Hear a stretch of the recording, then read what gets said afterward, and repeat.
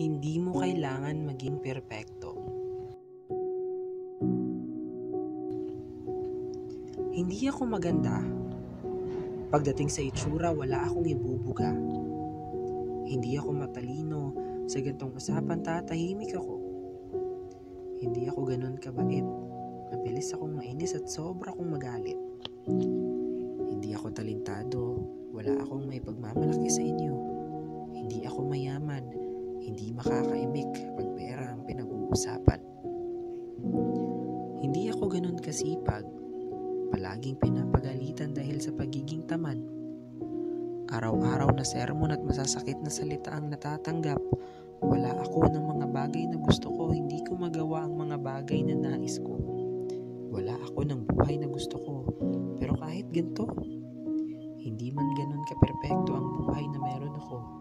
Meron naman akong mga kaibigan na pwede kong takbuhan pag di ko na kaya ang hirap at kalungkutan. Hindi man sila marami pero hindi na yun importante. Ang mahalaga ay totoo. At tanggap kung ano at anong meron ako. Hindi man ako nabigyan ng marangyang buhay ng aking mga magulang, sinisigurado naman nila na ako ay mabuting kalagayan. Nasasaktan man nila ako minsan sa mga masasakit na salitang binibitawan. Hindi naman sila nagkulang sa mga pangaral at paggabay at pagbibigay ng aking mga pangangailangan. Patunay ito, oo, na pwede kang maging masaya kahit di ka perpekto.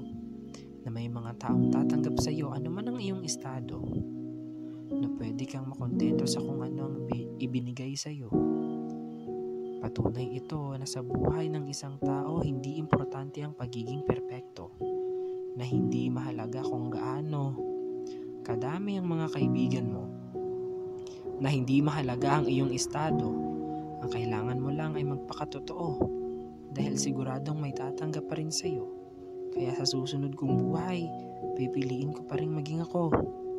Dahil kahit hindi ako perpekto, masaya ako sa kung anong meron ako. Maraming salamat.